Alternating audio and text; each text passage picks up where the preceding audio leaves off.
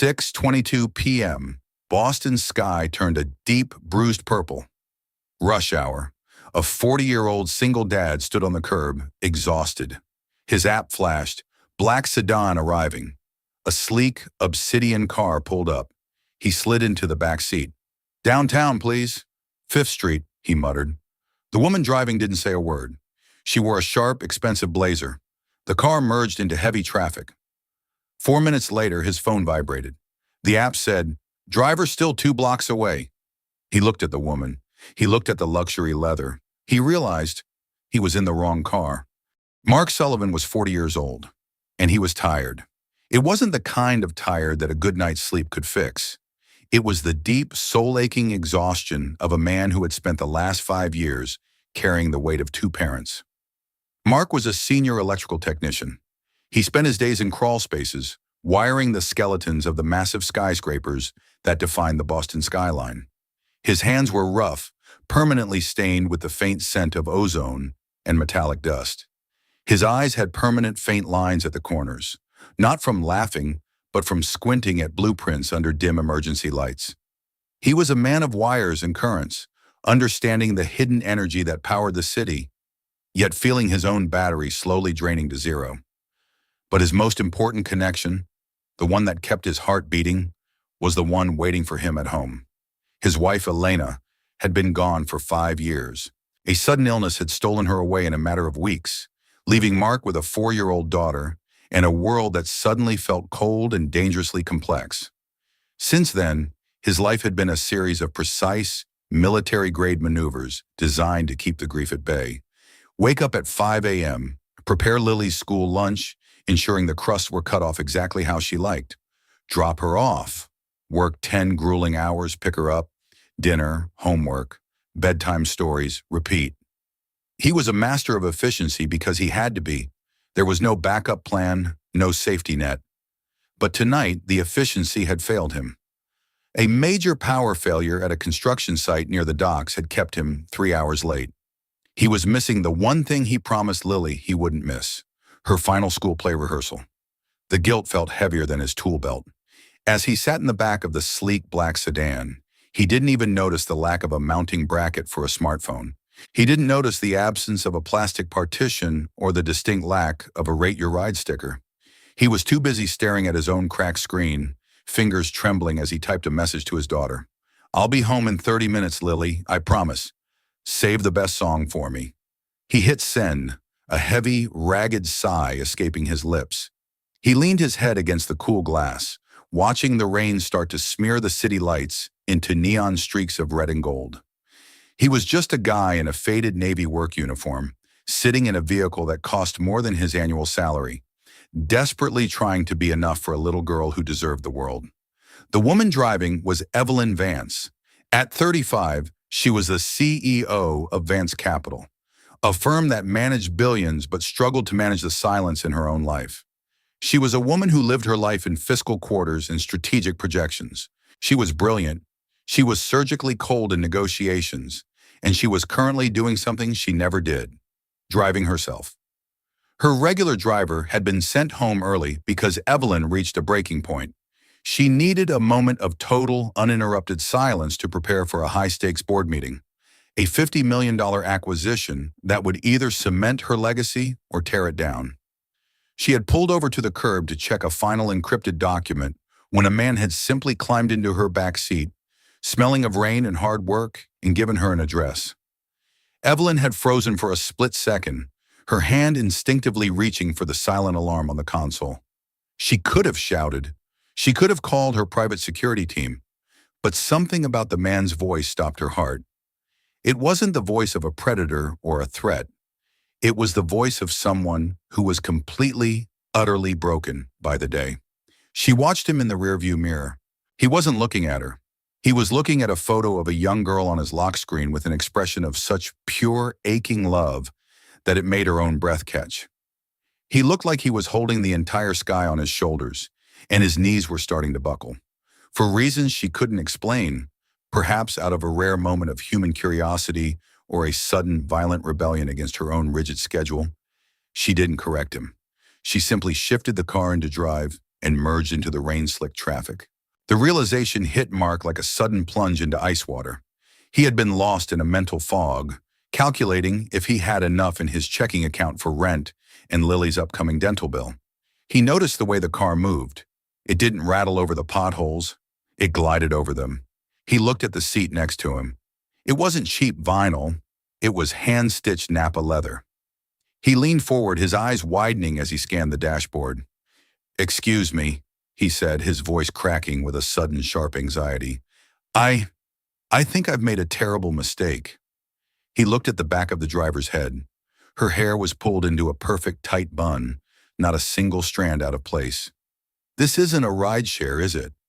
He felt the heat of embarrassment crawling up his neck, turning his skin a mottled red. He was an honest man, a man who believed in boundaries, and the idea of intruding on someone's private sanctuary was mortifying. Evelyn caught his frantic gaze in the mirror. A small, almost imperceptible smile played at the corners of her mouth, the first real smile she had felt in weeks. "No," she said, her voice calm, melodic, and carrying the natural weight of someone used to being obeyed. "It is not." Mark let out a panicked, stuttering breath. "Oh God, I am so sorry. I saw the black sedan, and the app said it was right here, and I'm so exhausted I didn't even look at the plate. Please, pull over anywhere. I'll get out right here, I'll walk." He reached for the door handle, his heart hammering against his ribs. But they were already in the middle of the Longfellow Bridge, suspended over the dark, churning waters of the Charles River. The rain suddenly intensified, turning into a torrential downpour that turned the world outside into a blurred mess of gray stone and white light. Evelyn looked at the wipers fighting the deluge, then back at the man in the mirror. She saw his scuffed work boots resting on her pristine floor mats. She saw the way he was clutching his phone like a drowning man clutches a life raft. "I'm heading downtown anyway," she said, her voice dropping the corporate edge and adopting a tone of unexpected kindness. "The weather is miserable, and you'll never find another car in this storm. You can stay. I'll drop you at 5th.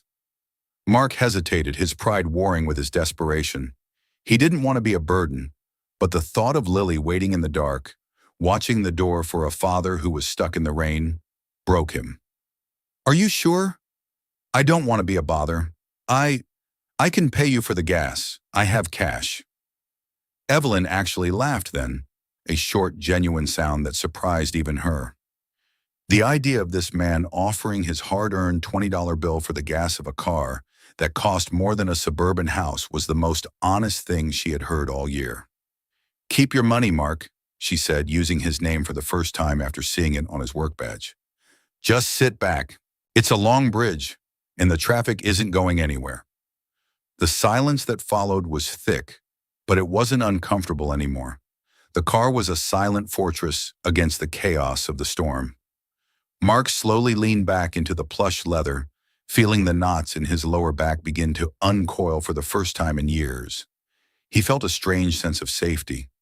For the first time since Elena died, someone else was in the driver's seat. Someone else was navigating the storm. As they crawled through the gray landscape, the conversation started tentatively, like a bridge being built across a vast social chasm. Mark felt he owed her the truth of his intrusion. "I'm a lead technician," he said, looking at his stained hands. "I work on the high-voltage grids for the new glass towers. We had a massive blowout at a site near the harbor today. I've been on my feet since 4 this morning." Evelyn nodded, her eyes focused on the red taillights ahead. "I know that site," she said thoughtfully. "Vance Capital is the primary investor for that development. It's a difficult, ambitious project." Mark raised an eyebrow, his fatigue momentarily forgotten. "Vance Capital? That's a heavy-hitter name. You must have a very high-pressure job in their office." Evelyn gripped the steering wheel a little tighter, the leather creaking under her touch. "You could say that," she replied, a mysterious glint in her eyes. They talked about the city as if they were discussing an old friend. They talked about how the skyline was changing, how the soul of the old brick neighborhoods was being swallowed by glass giants. Mark spoke with the deep, intimate knowledge of a man who knew the city's bones. He knew where the old copper pipes were buried. He knew why the lights flickered in the north end during a high tide. Evelyn listened, truly listened. Usually her days were filled with people who talked about synergy, market disruption, and scalable assets. Mark talked about reality. He talked about how things actually worked when the power went out. It was a grounded perspective she hadn't considered since she was a student, and she found herself captivated by his simple, rugged honesty. The quiet hum of the luxury engine was suddenly broken by a sharp, cheerful ringtone, a jaunty cartoon theme song that sounded absurdly out of place in the refined cabin. It was Mark's phone. He looked at the screen and his entire demeanor shifted instantly. All the professional talk, the exhaustion, and the embarrassment vanished. He became soft. He became a father. "Hey, Peanut," he said into the phone, his voice a gentle, melodic whisper that made Evelyn's throat tighten. She watched him in the mirror and saw the way his face transformed from a tired worker into a man who worshipped the ground his daughter walked on. I know, I'm so sorry I'm late, baby. The big lights in the city got broken, and Daddy was the only one who knew how to fix them." A small, high-pitched voice filled with a mix of excitement and pouty disappointment filtered through the speakers. "But Dad, I'm the lead star. I'm the sunflower. I have to practice the song before the big show." Mark closed his eyes, a pained smile on his lips. "I know you are the brightest sunflower in the world. Listen, I'm in a car right now, a very fast one. I'll be there in 15 minutes. We will have mac and cheese with the extra cheese, and you can sing the song for me 20 times. We'll do the dance too. Deal?" The voice on the other end softened, the anger melting into pure trust. "Okay, deal. But you have to bring the sparkly crown from the top shelf, okay? I need it for my hair." Mark's eyes misted over. "I have it right here in my bag, Peanut. I checked twice. Love you more than the moon." He hung up and stared at the dark screen for a long beat, his thumb tracing the photo of the little girl. The silence returned, but it was heavy with a shared, aching human emotion. Evelyn felt a strange, unfamiliar tightening in her chest. She had spent the last decade avoiding the distractions of family, convinced that a woman in her position couldn't afford the luxury of a personal life if she wanted to stay at the top of the food chain. She had traded bedtime stories for board meetings and sparkly crowns for stock options. But hearing that conversation, seeing the raw, unfiltered devotion in that man's eyes, made her question the foundation of her entire life. She looked at her own reflection in the side mirror and saw a powerful, successful woman. But she also saw someone who was profoundly, hauntingly alone in a car that had no one to share its comfort. "You're raising her all by yourself?" Evelyn asked. It was an invasive question, one that shattered the professional distance she usually maintained with everyone. But she had to know how he did it. Mark nodded, his gaze fixed on the rain-washed streets of his neighborhood. "Since she was 4, her mom, Elena, she was the bright one. She had the spark. I'm just the guy who keeps the lights on and the wires straight. But Lily, she's got her mother's fire. I spend every waking hour making sure nothing in this world puts it out." He looked at Evelyn, his eyes searching hers with an intensity that made her look away. "Do you have kids of your own?" Evelyn shook her head slowly, a lump forming in her throat. "No. My work, it's a jealous mistress. It doesn't leave much room for anything, or anyone else. I thought that was the price of success." Mark looked around the luxurious interior, his gaze lingering on the polished wood and the silent, high-tech displays. "It's a beautiful car," he said softly, his voice echoing her own inner thoughts. "But I imagine it gets pretty quiet in here on the long drives home." Evelyn didn't respond for a long time. She realized he had seen right through her expensive blazer and her corporate armor. He was right. She had the leather, the power, and the status. But she didn't have anyone waiting at the door asking for a sparkly crown. She didn't have anyone who cared if she was the CEO or a technician, as long as she was home for dinner. She felt a sudden, sharp pang of envy for the man in the stained uniform. He had nothing in his bank account compared to her, yet he possessed a wealth she couldn't even begin to calculate. The car slowed as they reached the heart of the downtown district. The traffic was a sea of red and white lights, a slow-moving river of steel. Evelyn found herself driving with deliberate slowness, taking the long way around the block. She didn't want the ride to end. She wanted to hear more about the sunflower play. She wanted to understand how a man could lose so much and still have so much love to give. She found herself telling him about her own father, a man who had built Vance Capital from a single desk and a telephone, and how she felt the crushing weight of his legacy every single hour of her life. She told him things she hadn't told her therapists or her closest advisors. She admitted for the first time aloud that she was tired too. Finally, the car reached the corner of 5th and Main. The rain had subsided into a light, shimmering mist that caught the glow of the street lamps. The building looming over them was the Vance Capital Plaza, a soaring 60-story spire of blue glass and geometric steel that dominated the skyline. It was the very building where Mark had been sweating over the backup generators just 48 hours ago. He looked up at the glowing logo at the top of the tower, then back at the woman who had acted as his guardian angel through the storm. "This is it," he said, his hand hovering over the door handle. He felt a strange, heavy reluctance to leave. This 30-minute ride had felt like a journey through another dimension where class and money didn't matter. Mark reached into his pocket and pulled out his worn leather wallet. He knew she had said no, but his dignity wouldn't allow him to leave without offering a gesture of respect. He pulled out a $20 bill, the only cash he had left to get through the end of the week. "Please," he said, holding it out with a steady hand, "for the trouble, the gas, and the kindness. You really saved me tonight. I wouldn't have made it back to Lily without you." Evelyn looked at the crumpled bill, seeing the years of hard labor represented in that small piece of paper. It was a gesture of immense, humbling dignity. She shook her head gently, her eyes soft.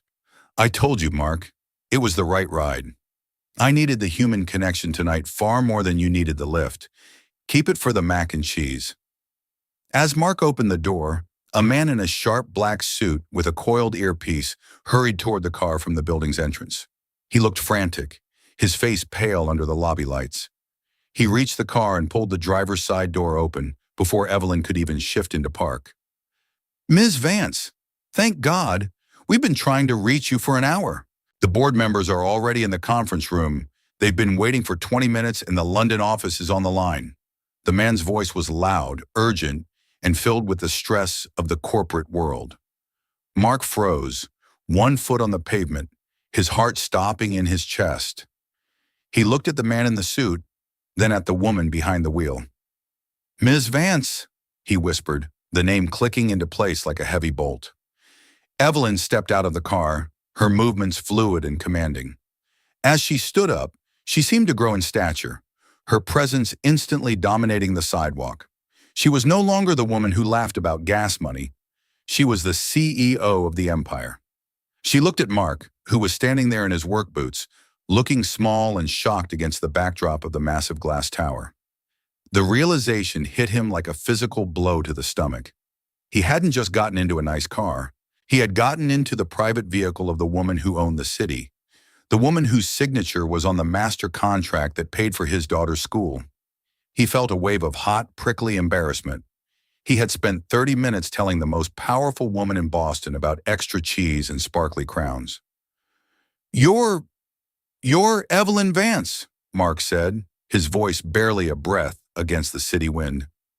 Evelyn looked at him, and for a second, the corporate mask slipped, revealing the woman he had been talking to in the rain. She didn't look down on him with pity.